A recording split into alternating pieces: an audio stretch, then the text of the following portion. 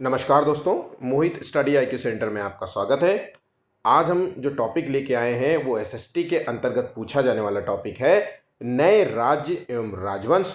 ये टॉपिक जो है हिस्ट्री का पार्ट है और मैंने इससे पहले एसएसटी के हिस्से में हिस्ट्री के 8 जो है 7 चैप्टर अपलोड कर चुका हूँ।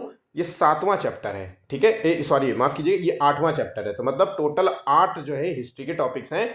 और अगर आप एसएसटी का सिलेबस देखते हैं तो उसमें तकरीबन 25 टॉपिक्स दिए गए हैं। याद रखिएगा 25 टॉपिक्स हैं, तो 25 सिलेबस का टॉपिक है। आपको ये तैयार करते हुए चलना पड़ेगा। तो जो टॉपिक का नाम है वो है नए राज्य एवं राजवंश, या फिर दूसरा नाम हो सकता है नए राजा एवं जो है उनके जो है राज्य किस तरीके के थे। इस टॉपिक के अंतर्गत जो एग्जाम में क्वेश्चंस पूछा जाता है, जो एसएसटी का पार्ट है, गुज्जर प्रतिहार वंश, कुषाण वंश, चोल वंश, चालुक्य वंश, गुप्त वंश, पल्लव वंश, सातवाहन वंश, यादव वंश, है ना, पाल वंश, बहुत सारे ऐसे वंश हैं। लेकिन जो जहां से क्वेश्चंस आपको देखने को मिलेगा वो इन्हीं टॉपिक से देखने को मिलेगा। मैंने तकरीबन 120 क्वेश्चंस जो हैं आपको इस टॉपिक से दे रहा हूं। तो इन सभी क्वेश्चंस को अच्छे तरीके से तैयार कर लीजिएगा। तो आपके कोई भी क्वेश्चन एसएसटी के एग्जाम में, या कोई भी सिविल का एग्जाम हो, या कोई भी स्टेट पीसीएस का एग्जाम हो, या उससे निचले स्तर के एग्जाम हो, अगर हिस्ट्री का हिस्सा है और ये टॉपिक्स दिए गए हैं तो आप इनको तैयार करते हुए जाएंगे तो आपका कोई भी क्वेश्चन गलत नहीं होगा, ठीक है। हाँ, फिलहाल के लिए आप एसएसटी का एग्जाम दे रहे हैं तो 101% आप इनको तैयार करते हुए चलिए। इनके नोट्स जरूर बनाइएगा, क्योंकि बिना नोट्स के इनका याद रह पाना बहुत मुश्किल है। आप नोट्स बनाइए, डेली इनका रिवीजन करिए। भले ही एक टॉपिक कम पढ़िए लेकिन रिवीजन जरूर करिए। मैं बार बार आप लोगों से कहता हूं कि नोट्स बनाइए, ठीक है। तो आइए शुरू करते हैं। किस तरीके के क्वेश्चंस हैं और कौन कौन से क्वेश्चंस बहुत इंपॉर्टेंट होंगे उनको भी मैं आपको बताता हुआ चलूंगा। मैं फिलहाल तो बहुत दिन बाद मैं आपको वीडियो अपलोड करके दे रहा हूं, क्योंकि मेरी 10 से 15 दिन से मेरी तबीयत भी नहीं सही थी। खांसी मुझे बहुत ज़्यादा आ रही थी। ऐसा लग रहा है कि केजरीवाल जैसी खांसी मुझे ही पकड़ गई है। तो इतना ज़्यादा खांसने की वजह से जो है मैं रिकॉर्ड नहीं कर पा रहा था वीडियो। जैसे मैं बोलना शुरू करता वैसे ही खांसी आ जाती, और जब तक मैं चुप रहता तो खांसी नहीं आती थी। तो एलर्जी, इन्फेक्शन, इन सब की वजह से ऐसा हो रहा था, ठीक है। तो अभी फ़िलहाल कुछ हद तक मैं ठीक हूँ। तो अगर खांसूँ तो थोड़ा सा मैनेज कर लीजिएगा प्लीज़, है ना। तो आइए शुरू करते हैं। देखिए, पहला जो टॉपिक है गुज्जर प्रतिहार वंश से। तो यहाँ से कौन कौन से क्वेश्चन आते हैं आपको बिल्कुल रट के चलना है। तो पहला क्वेश्चन जो कि मोस्ट इंपॉर्टेंट है, गुर्जर जो है प्रतिहार वंश के संस्थापक कौन थे। देखिए, गुर्जर प्रतिहार वंश के संस्थापक जो है नागभट्ट प्रथम माने जाते हैं। आंसर हो गया ऑप्शन ए, नागभट्ट प्रथम जो है गुर्जर प्रतिहार वंश के संस्थापक माने जाते हैं, ठीक है। अगला क्वेश्चन है गुर्जर प्रतिहार वंश की प्रारंभिक जो है राजधानी क्या थी। तो देखिए, गुर्जर प्रतिहार वंश की जो प्रारंभिक राजधानी थी वो है अवंती। अवंती आज का समय जिसे कहते हैं हम उज्जैन। इस चीज को आप अच्छे तरीके से याद कर लीजिएगा, मतलब आपको ये रट लेना है। इसको नोट्स के रूप में जरूर से जरूर नोट कर लीजिएगा। अगला क्वेश्चन है गुर्जर प्रतिहार वंश की बाद की राजधानी क्या थी। तो देखिए, अगर हम अवंती के बाद की बात करें तो आंसर है कन्नौज।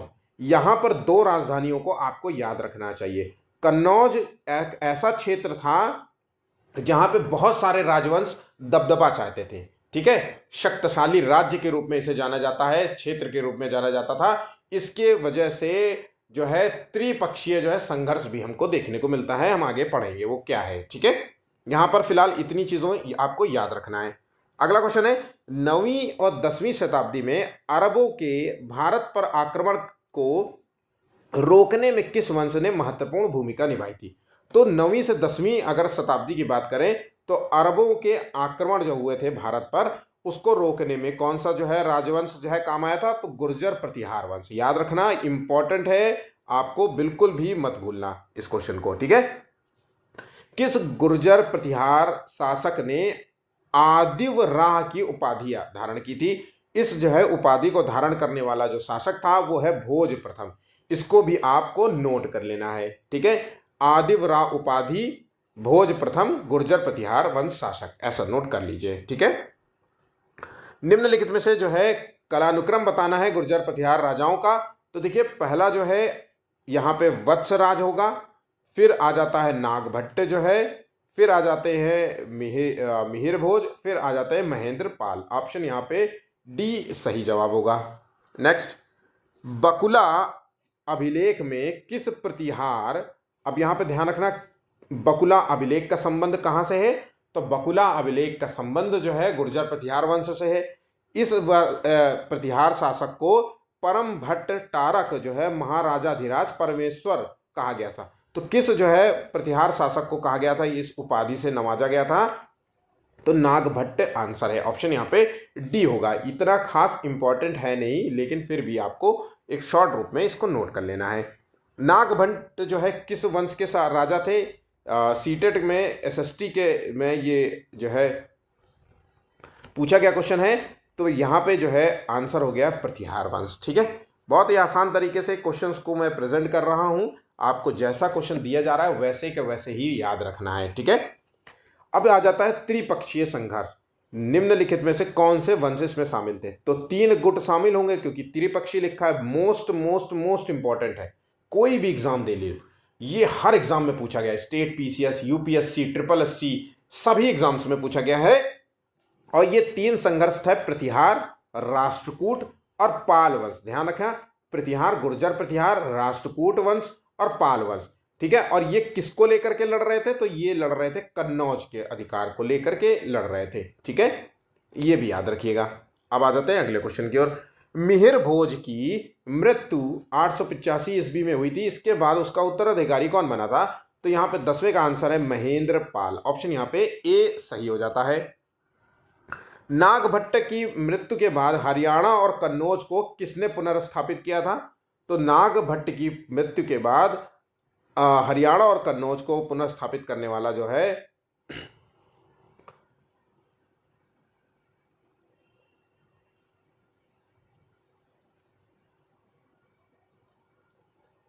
आंसर है यहाँ पे डी। ऑप्शन यहाँ पे डी होगा। ठीक है, चलिए अगला क्वेश्चन देखिए।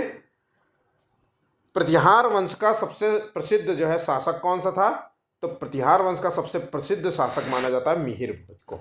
ऑप्शन यहाँ पे बी सही जवाब होगा।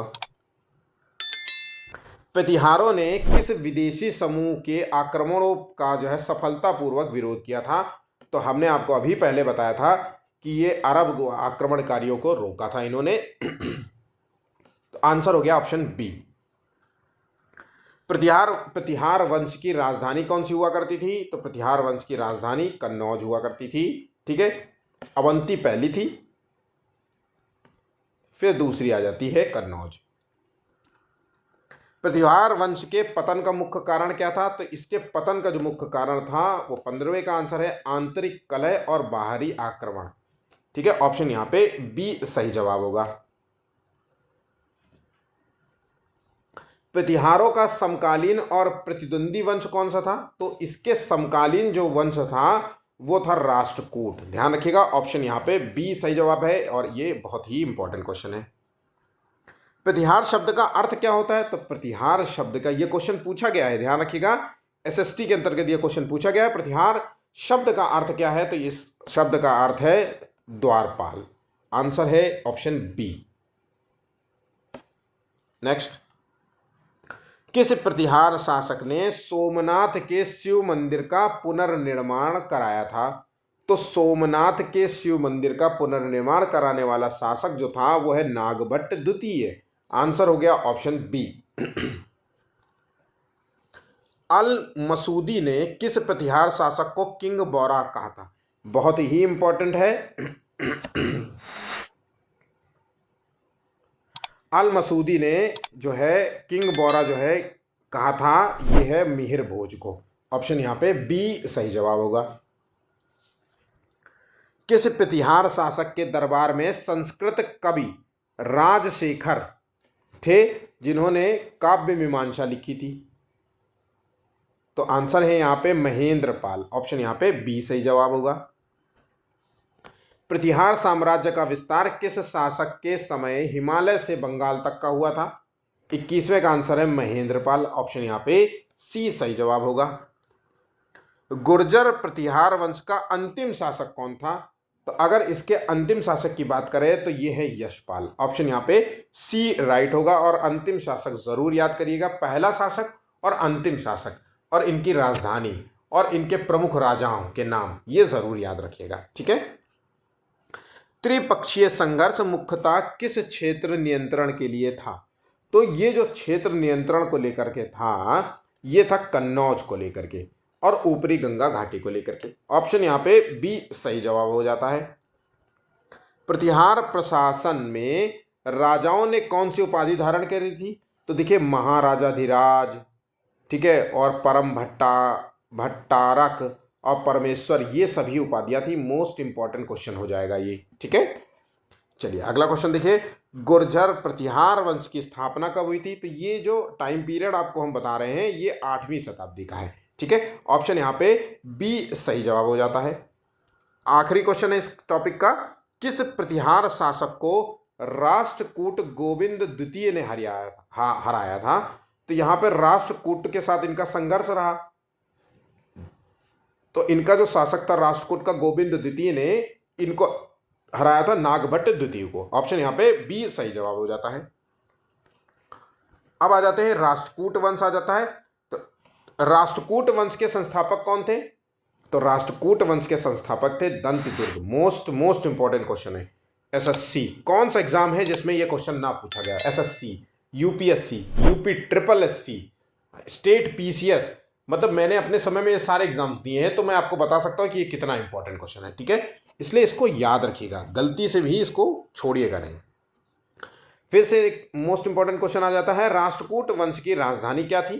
तो राष्ट्रकूटों की जो राजधानी थी वो थी मन्य क्षेत्र। ध्यान रखिएगा, हालांकि इसके नाम बहुत सारे, मन्य क्षेत्र है जिस मैंने बुक से इसको जो है लिखा है वहां पे ये था, और मैंने अपने समय में ये पढ़ा था कि मान्य खेत भी इसको जो है लिख के दिया जाता था, ठीक है, या फिर मन्य भी नाम इसका केवल आता था, या फिर मल खेत भी आता था। ये इतने नाम हैं, इसमें से कोई भी आपसे पूछ सकता है, ठीक है। वैसे एक याद कर लोगे तो आपको याद रहेगा रेफरेंस के तौर पे कि ऐसा ही कुछ था, ठीक है।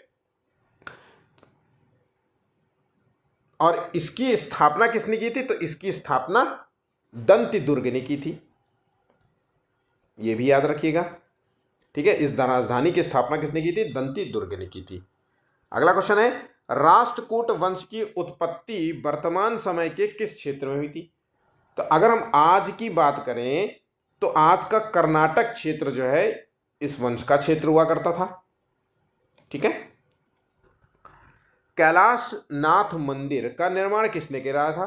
तो ये कैलाशनाथ मंदिर का निर्माण कृष्ण पथम ने कराया था, और ये बहुत ही इंपॉर्टेंट क्वेश्चन है। नेक्स्ट, राष्ट्रकूट जो है सरदार डैश डैश ने अपने चालुक्य स्वामी को उखाड़ फेंका और हिरण्य गर्भ सुनहरा गर्भ नामक अनुष्ठान कराया। तो एक तो पहली चीज यह याद रखना कि राष्ट्रकूट जो राजा थे वो हिरण्य गर्भ नामक जो है अनुष्ठान करवाते थे, ठीक है। तो 31वें का जो आंसर है वो है दंतिदुर्ग, ठीक है। दंतिदुर्ग ने ही जो है ये अनुष्ठान कराया था। चलिए आगे बढ़ते हैं, निम्नलिखित में से किस राजा ने हिरण्य गर्भ अनुष्ठान कराया था? तो दंतिदुर्ग सही इसका आंसर है, याद रखिएगा, मोस्ट इंपॉर्टेंट क्वेश्चन है। अमोघ वर्ष का धार्मिक गुरु कौन था? तो अमोघ वर्ष का संबंध राष्ट्रकूटों से है, और यहां पे 33वां का आंसर है जिनसेन, ठीक है। ऑप्शन यहां पे ए सही जवाब होगा। निम्नलिखित में से किस लेखक ने राष्ट्रकूट साम्राज्य के समाज पर विस्तृत लेखन किया था? तो राष्ट्रकूट साम्राज्य के बारे में अच्छी जानकारी लिखी है, बहुत सारी जानकारी लिखी है, वो है अल मसूदी, ठीक है। ऑप्शन यहां पे ए सही जवाब है। राष्ट्रकूट जो है किस भाषा में प्रमुख रूप से साहित्य रचते थे?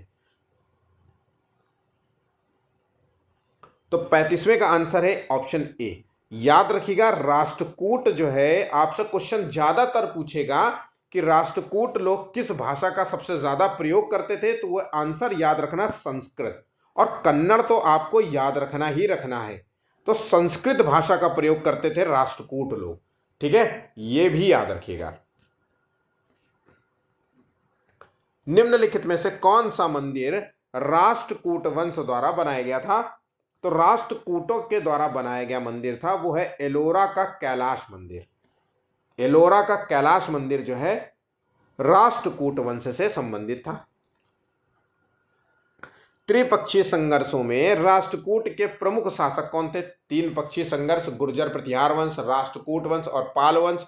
इनमें जो राष्ट्रकूट वंश का प्रमुख शासक था वो कौन था? तो यहां पे आंसर है गोविंद तृतीय। ठीक है, ऑप्शन यहां पे ए सही जवाब है।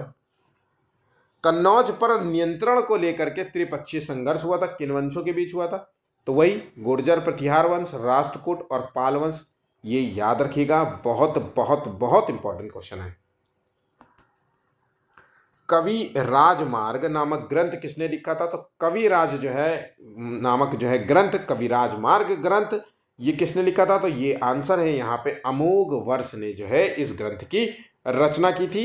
ऑप्शन ये है, और आंसर सी है, लेकिन क्वेश्चन बहुत ही इंपॉर्टेंट है। राष्ट्रकूटों ने किस धर्म को विशेष रूप से संरक्षण दिया था?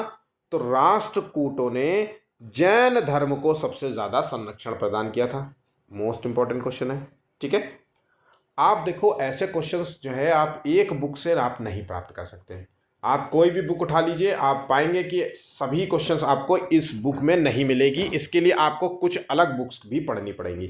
तो मैं आपको 120 क्वेश्चंस करा रहा हूं वो तकरीबन 3 बुक से तैयार की गई हैं। ठीक है, तो आप 3 बुक पढ़ लो या फिर मेरा एक पूरा वीडियो देख लो और उसका नोट्स बना लो, आपका काम हो गया। ठीक है, राष्ट्रकूट शासकों ने किस प्रकार की वास्तुकला को बढ़ावा दिया था? तो इन शासकों ने सबसे ज्यादा जो बढ़ावा दिया था वो है वास्तुकला। इसका आंसर है देखिए रॉक कट, खदेड़ी। ठीक है, आंसर याद रखिएगा। इस वास्तुकला को जो है रॉक कट के नाम से जानते हैं और इसका जो प्रतीक है वो है एलोरा का कैलाश मंदिर।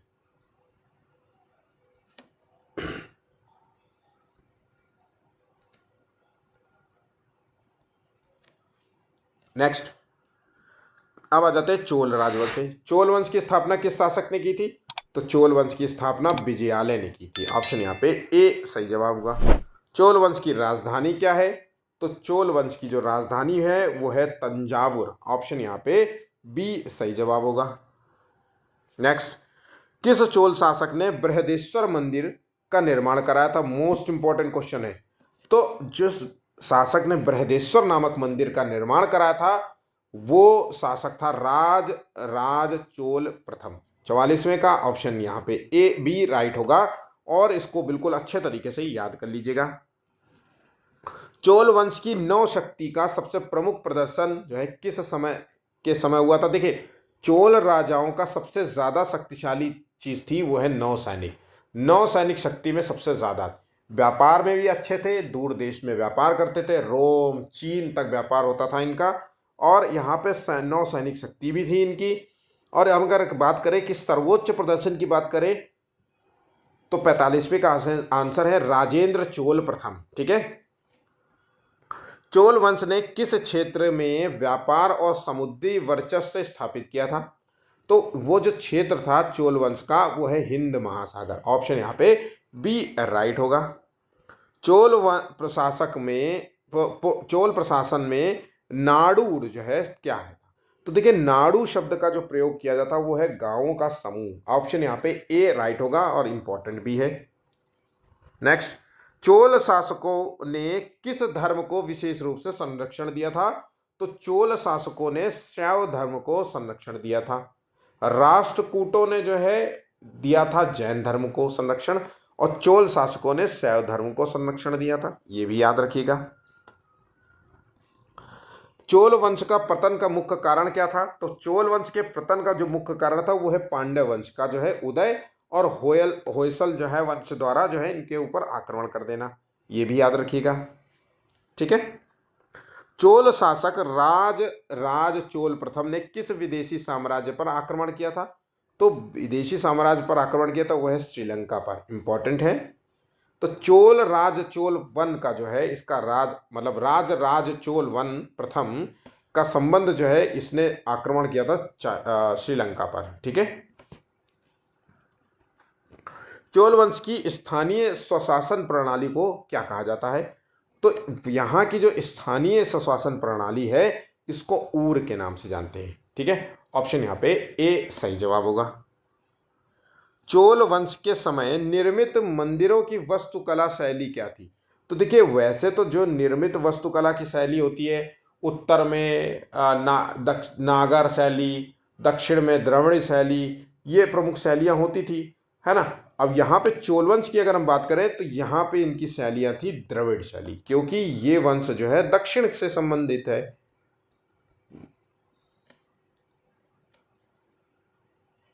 दक्षिण में कहाँ? तो ये तमिलनाडु।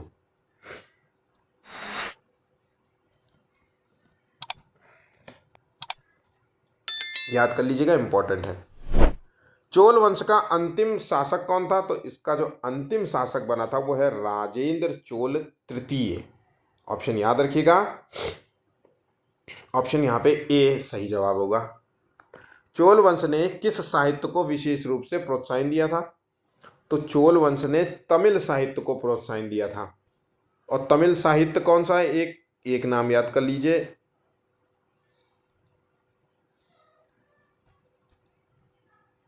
ठीक है, तिरुक्कुरल। तिरुक्कुरल। चोल वंश के समय तमिल कविता कंबन रामायण किसके द्वारा लिखी गई थी? तो कंबन रामायण एक तो तमिल भाषा में लिखी गई थी, पहली चीज। और ये रामायण का संबंध किस वंश से है? चोल प्रथम से है। और ये रामायण किसने लिखी थी? तो यहाँ पे कंबन ने लिखी थी, इसे कहते हैं कंबन रामायण। तो ये जो है रामायण का तमिल में अनुवाद है। ठीक है, 55 का आंसर है ए। और ये बहुत ही इंपॉर्टेंट है, आपसे कंबन नाम हटा देगा, बोलेगा कि रामायण का तमिल में अनुवाद किया था किस चोल मतलब चोल वंश में जो है रामायण का अनुवाद जो है, हिंदी रामायण का अनुवाद जो है किस जो है ने किया था, उसका नाम क्या है? ठीक है, चोल वंश का सबसे बड़ा योगदान क्या था? तो चोल वंश का नौ सैनिक शक्ति इसका सबसे बेहतरीन थी। और मंदिर वास्तुकला में भी थी, जैसे बृहदेश्वर का मंदिर। ठीक है, चलिए अगला क्वेश्चन, ऑप्शन यहाँ पे ए सही है। चोल वंश ने किस क्षेत्र को अपने साम्राज्य में शामिल नहीं किया था? ध्यान रखिएगा, नहीं किया था। तो यहाँ पे 57 का है कन्नौज। कन्नौज का संबंध तो त्रिपक्षीय संघर्षों से था, इसलिए यहाँ पे आपको ध्यान रखना है। बाकी सभी चोल राजाओं ने श्रीलंका पे भी हमला किया, मालदीव में भी, कांची पे भी। ठीक है, चोल शासकों ने किस प्रकार की मुद्रा का उपयोग किया था?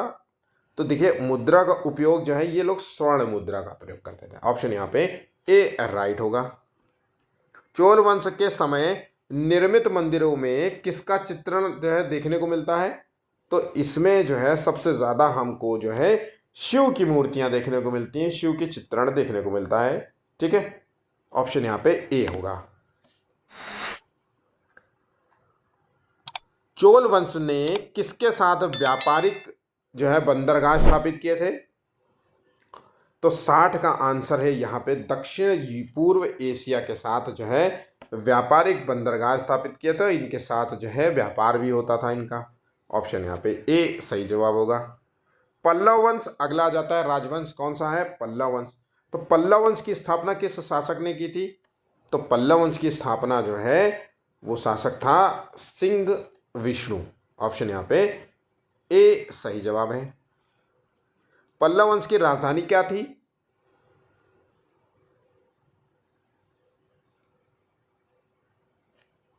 कांची। इसका नाम था कांची, इसकी राजधानी थी। इसे हम कांचीपुरम के नाम से जानते हैं। ये एक सांस्कृतिक केंद्र हुआ करता था।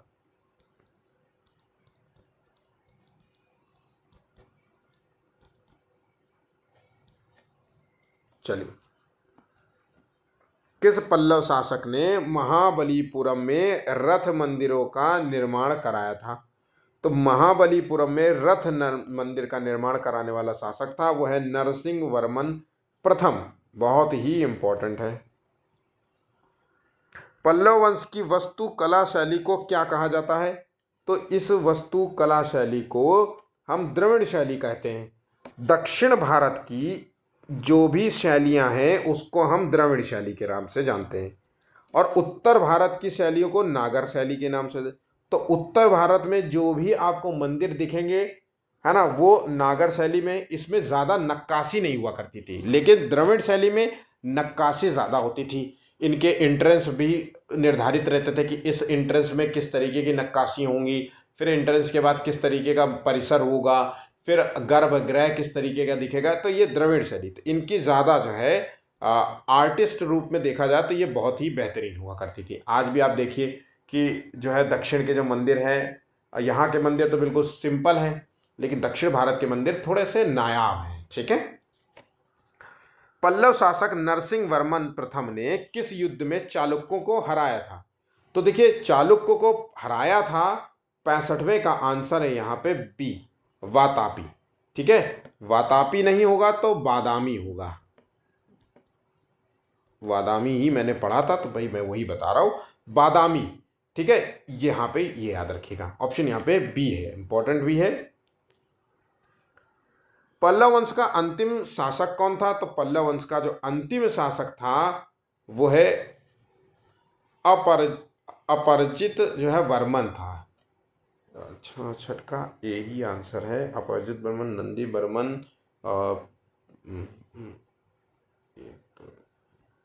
आंसर है ए। ठीक है,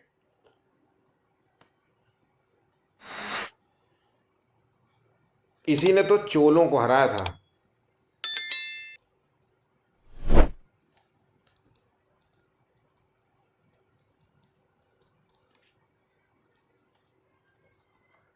पल्लव वंश ने किस धर्म को विशेष रूप से संरक्षण दिया? तो पल्लव वंश ने जो किस धर्म को विशेष रूप से संरक्षण दिया वो है शैव धर्म को और वैष्णव धर्म को। ऑप्शन यहाँ पे सी सही जवाब होगा। पल्लव वंश के पतन का मुख्य कारण किसके कारण हुआ था? तो पतन का जो मुख्य कारण है पल्लव वंश के पतन का, वह है चोल राजाओं का उदय और पांड्य जो है वंश के उदय के कारण जो है ऐसा हुआ। ऑप्शन यहाँ पे ए सही जवाब होगा। पल्लव शासकों ने किस भाषा को साहित्य में प्रोत्साहन दिया था? तो सबसे ज्यादा इन्होंने जो साहित्य में प्रोत्साहन दिया था वो है तमिल और संस्कृत को। ऑप्शन यहाँ पे ए सही जवाब होगा। पल्लव शासकों ने किसके द्वारा साथ जो है युद्ध में सहायता ली थी? तो यहाँ पे 70 का आंसर है श्रीलंका। ठीक है, श्रीलंका के साथ गठबंधन करके चालुक्यों के खिलाफ जो है युद्ध लड़ा था। किसके खिलाफ? चालुक्य। नेक्स्ट, होयसल वंश की स्थापना किस शासक ने की थी? तो होयसल वंश की स्थापना जो है नृपकाम ने की थी। ऑप्शन यहाँ पे ए सही जवाब होगा। बिना नोट्स की याद नहीं होगा, मैं फिर से कहूंगा नोट्स जरूर बनाइएगा। इस वंश की राजधानी क्या थी? तो इस वंश की जो राजधानी है वो है द्वार समुद्र, हलेबीड। ध्यान रखिएगा, ऑप्शन यहाँ पे बी सही जवाब होगा। होयसल वंश का पतन मुख्य रूप से किसके कारण हुआ था? तो होयसल वंश का पतन जो है वो हुआ था दिल्ली सल्तनत के आक्रमण के कारण। नोट कर लीजिए। ठीक है, खिलजी और तुगलक के आक्रमण ने इस जो है वंश को कमजोर कर दिया था। किसके वंश आक्रमण ने? खिलजी और तुगलक के आक्रमण की वजह से। ठीक है, इतना याद रखिएगा, ये इंपॉर्टेंट क्वेश्चन है, एसएसटी में तो पूछेगा। होयसल वंश के सबसे संपूर्ण जो है सबसे महत्वपूर्ण जो है सैन्य उपलब्धि क्या थी? तो इस जो है सबसे महत्वपूर्ण उपलब्धि थी चोलों पर विजय हासिल करना। ऑप्शन यहाँ पे ए सही जवाब होगा। अब आ जाते हैं कुषाण वंश। कुषाण वंश की स्थापना किस शासक ने की थी? तो इसकी स्थापना जो है विम कडफिसेस ने की थी। ऑप्शन यहाँ पे बी सही जवाब होगा। 75वें का आंसर है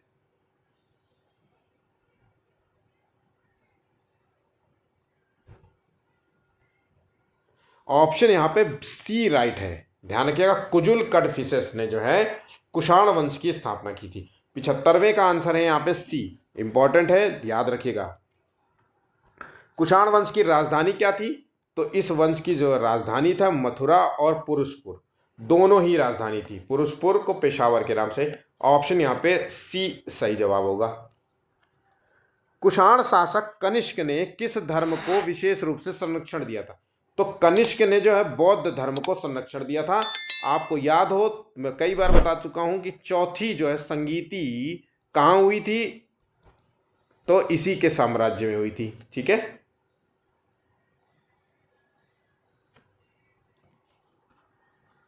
कुषाण वंश का सबसे प्रसिद्ध शासक कौन था? तो कुषाण वंश का जो सबसे प्रसिद्ध शासक था 78वें का, यह है कनिष्क प्रथम। ठीक है,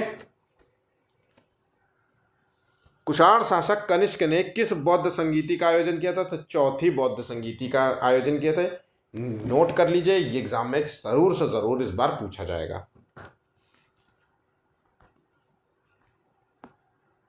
कुषाण वंश की वास्तुकला शैली में किसका प्रभाव प्रमुख था? तो कुषाण वंश की जो वास्तुकला शैली है गांधार कला और मथुरा कला से संबंधित है। ऑप्शन यहां पे ए सही जवाब होगा। कुषाण वंश के पतन का मुख्य कारण क्या था? तो कुषाण वंश का भी पतन हुआ, इसका प्रमुख कारण था हूणों का आक्रमण। ठीक है, ऑप्शन यहां पे बी, और ये मोस्ट इंपॉर्टेंट क्वेश्चन है। ठीक है, कुषाण वंश विम कडफिसेस ने किस देवता को अपनी मुद्राओं पर अंकन किया था? तो इसने जो है हिंदू देवी देवताओं का जो है चित्रण देखने को मिलता है इसके सिक्कों पर, और 82 का यहाँ पे शिव आंसर होगा। दक्षिण के राज्य ज्यादातर जो है शिव को ही पूजते थे। ठीक है, कुषाण वंश ने किस मार्ग के माध्यम से व्यापार को बढ़ावा दिया? तो यहां पे इसका है रेशम मार्ग के नाम से जानते हैं। ठीक है, और भारत, रोम, चीन के बीच इनका व्यापार था, ये बात याद रखिएगा। कुषाण शासक कनिष्क ने किस विद्वान को अपने दरबार में संरक्षण दिया था? तो अपने दरबार में संरक्षण देने वाला जो था वो है अश्वघोष। ठीक है, अश्वघोष को संरक्षण दिया था।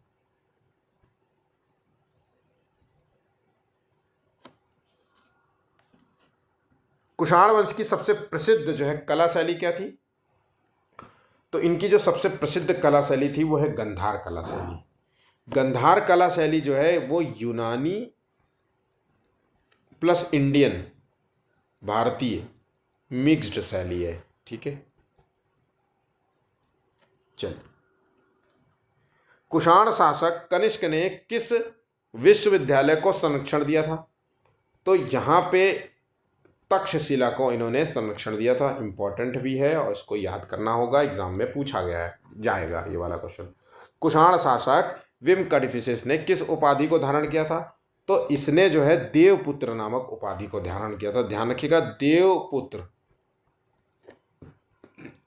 नेक्स्ट, कुषाण वंश ने किस बौद्ध संप्रदाय को प्रोत्साहन दिया था?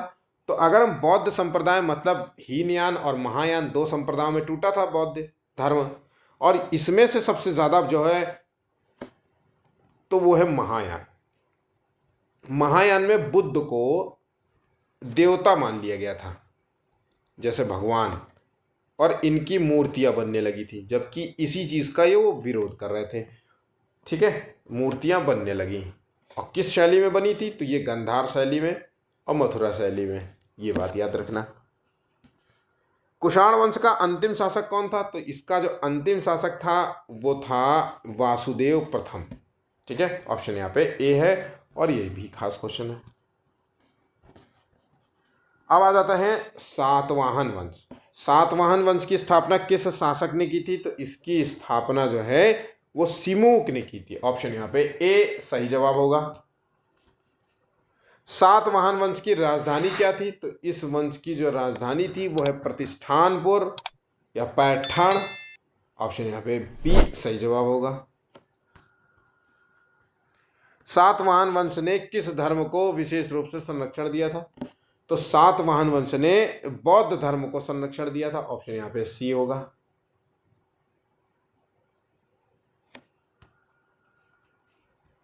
सातवाहन वंश की कला शैली को क्या कहा जाता था? तो इसकी जो कला शैली है उसे अमरावती कला शैली के नाम से जानते हैं। ऑप्शन यहाँ पे ए सही जवाब होगा।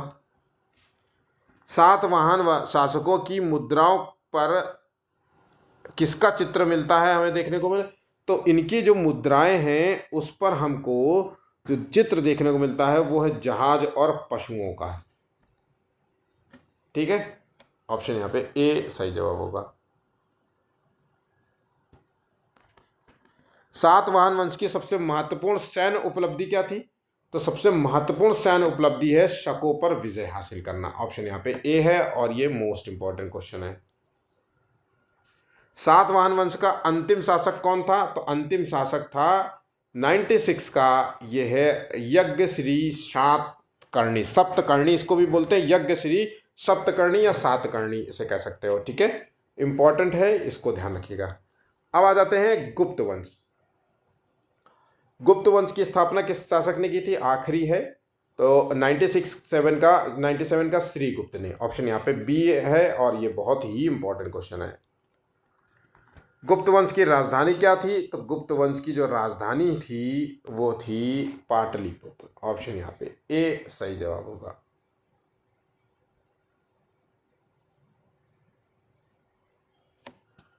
नेक्स्ट, गुप्त शासक समुद्रगुप्त की उपलब्धियों का वर्णन किस लेख में मिलता है हमें देखने को? तो समुद्रगुप्त जो कि गुप्त शासक था, इसके अभिलेख भी लिखे गए थे किस लेख में? तो यहाँ पे 99 का जो है आंसर हो गया डी, प्रयाग प्रशस्ति। ठीक है, और ये इसे हम जो है इलाहाबाद स्तंभ लेख के नाम से भी जानते हैं।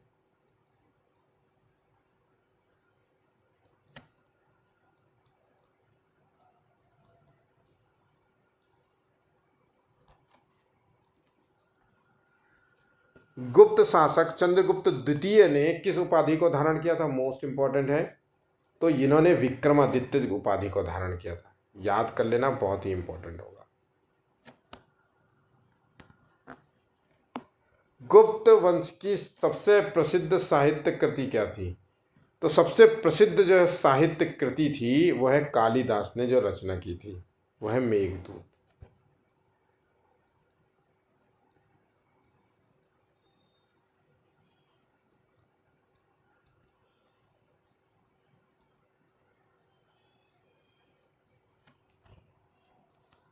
नेक्स्ट, गुप्त वंश ने किस वैज्ञानिक को संरक्षण दिया था?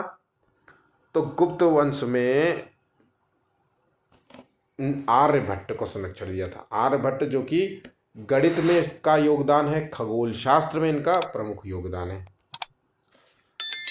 गुप्त वंश की वास्तुकला शैली को क्या कहा जाता था? तो इस कला शैली को हम नागर शैली कहते थे। ध्यान रखिएगा, उत्तर भारत की शैली है ये।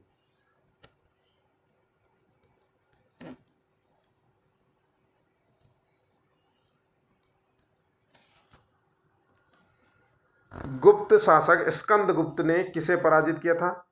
तो स्कंदगुप्त ने हूणों को पराजित किया था। मोस्ट इंपॉर्टेंट, हूणों को पराजित करने वाला जो है कौन सा शासक था? तो गुप्त शासक स्कंदगुप्त। ये याद रखना, बहुत बहुत बहुत बहुत बहुत बहुत बहुत बहुत बहुत इंपॉर्टेंट है। ठीक है, गुप्त वंश के पतन का कारण क्या था? तो देखिए, गुप्त वंश के जो पतन का कारण था वो है हूणों का आक्रमण और आंतरिक कमजोरी भी हुआ करती थी। ठीक है, ऑप्शन यहाँ पे ए सही जवाब होगा। गुप्त शासक कुमार गुप्त प्रथम ने किस विश्वविद्यालय की स्थापना को प्रोत्साहित किया था? तो देखिए, इन्होंने जो कुमार गुप्त प्रथम ने जो विश्वविद्यालय का निर्माण किया था, नालंदा विश्वविद्यालय। ठीक है, ये कभी शिक्षा का केंद्र हुआ करता था बिहार में, नालंदा विश्वविद्यालय। इसके अब पुनरुत्थान के लिए काम किया जा रहा है। ठीक है, पर इसका निर्माण कुमार गुप्त प्रथम ने किया था, मतलब ये नालंदा विश्वविद्यालय गुप्त काल से जो है चला आ रहा है। गुप्त वंश ने किस भाषा को साहित्य में प्रोत्साहन दिया?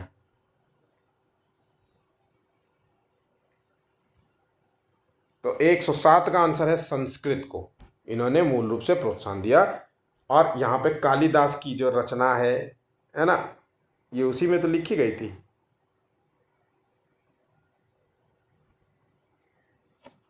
नेक्स्ट,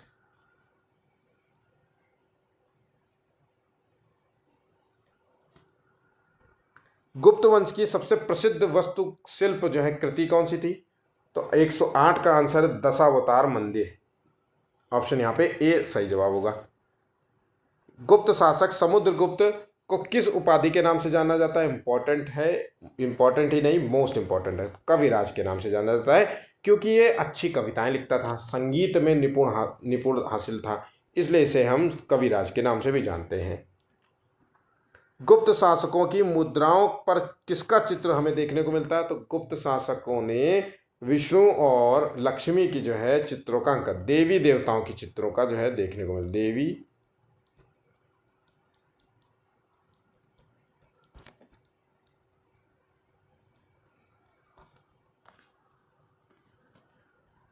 गुप्त वंश का अंतिम शासक कौन था? तो इसका अंतिम शासक था बुद्धगुप्त। क्या था? बुद्धगुप्त। ऑप्शन यहाँ पे बी सही जवाब होगा।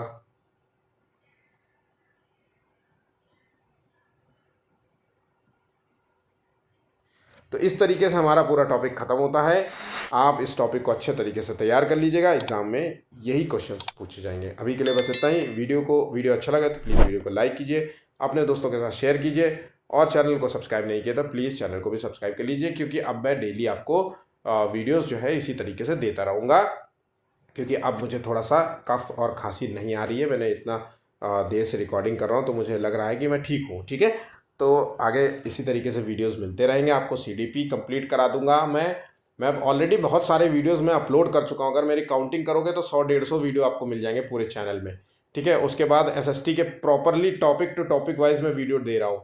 मैंने आपसे पहले भी कहा है कि 25 टॉपिक में 25 दिन में कंप्लीट कर सकता हूँ, 1 महीने में एसएसटी। आप लोग कमेंट करोगे तो मैं आप लोगों को पूरा करा दूंगा काम। ठीक है, और जो है टॉपिक्स कवर करते जाइए, अच्छे तरीके से पढ़ते जाइए। मैं पेट के भी आपको वीडियोस देता रहूँगा। पेट का एग्ज़ाम जो सितंबर में निर्धारित किया गया, उसके लिए भी आप तैयारी करना चाहें तो आप हमसे जुड़ सकते हैं। आप हमें कमेंट करके बता सकते हैं कि आप किस एग्ज़ाम्स की तैयारी कर रहे हैं। मैं आपको उससे रिलेटेड कोई ना कोई नोट्स, आपको वीडियोज़ जो है PDF कुछ ना कुछ आपको प्रोवाइड करता रहूँगा। ठीक है, तो अभी के लिए बस इतना ही है। धन्यवाद।